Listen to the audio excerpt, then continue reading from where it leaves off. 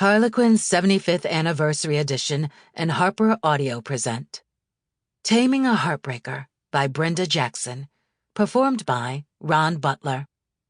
Featuring the bonus story, A Little Bit of Love by Synithia Williams, performed by Adenrale Ojo. Taming a Heartbreaker. Prologue. Sloane and Leslie Outlaw's wedding. Sloane definitely likes kissing you, girlfriend. Leslie Outlaw couldn't help but smile at her best friend's whispered words.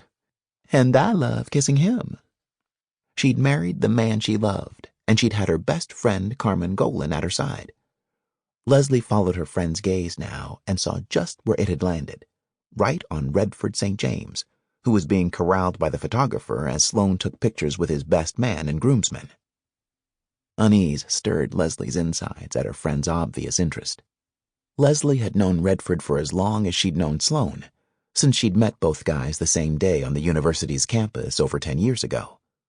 Redford had been known then as a heartbreaker. According to Sloane, Redford hadn't changed. If anything, he'd gotten worse. "Carmen, I need to warn you about Redford," Leslie said, hoping it wasn't too late. She'd noted last night at the rehearsal how taken her best friend had been with Redford. She'd hoped she was mistaken. "I know all about him, Leslie, so you don't need to warn me. However, you might want to put a bug in Sloane's ear to warn Redford about me." Leslie lifted a brow. "Why?" A wide smile covered Carmen's face. "Because Redford St. James is the man I intend to marry. Your hubby is on his way over here. I will see you at the reception." Leslie watched Carmen walk toward Redford. Marry? Redford? She had a feeling her best friend was biting off more than she could chew. Redford was not the marrying kind. He'd made that clear when he'd said no woman would ever tame him. Chapter 1. 2 years later. Redford St. James froze, with his wineglass midway to his lips, when he saw the woman walk into the wedding reception for Jackson and Nadia Ravenel. Frowning, he immediately turned to the man by his side, Sloane Outlaw. During their college days at the University of Alaska at Anchorage, Sloane, Redford, and another close friend, Tyler Underwood, had been thick as thieves, and still were. Redford had been known as the king of quickies. He would make out with women any place or any time. Storage rooms, empty classrooms or closets, beneath the stairs, dressing rooms, he'd use them all. He had the uncanny ability to scope out a room and figure out just where a couple could spend time for pleasure.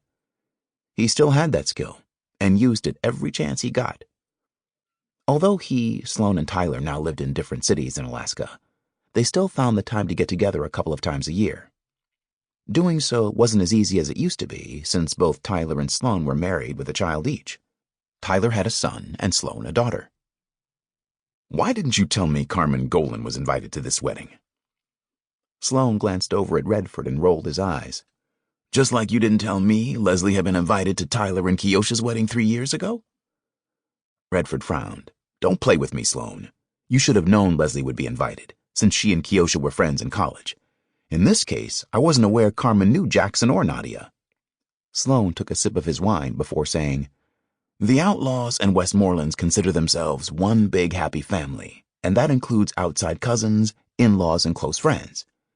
Since Carmen is Leslie's best friend, of course she would know them." Sloane then studied his friend closely. "Why does Carmen being here bother you, Redford? If I recall, when I put that bug in your ear after my wedding that she'd said she intended to one day become your wife, you laughed it off. Has that changed?" "Of course that hasn't changed." "You're sure?" Sloane asked. "It seems to me that over the past 2 years, whenever the two of you cross paths, you try like hell to avoid her. Most recently at Cassidy's christening a few months ago." Cassidy was Sloane and Leslie's daughter. Redford was one of her godfathers, and Carmen was her godmother. "No woman can change my ways. I don't ever intend to marry." "Who does she think she is, anyway? She doesn't even know me like that. If she did, then she would know my only interest in her at your wedding was getting her to the nearest empty coat closet. The nerve of her, thinking she can change me." "And since you know she can't change you, why worry Sample complete. Ready to continue?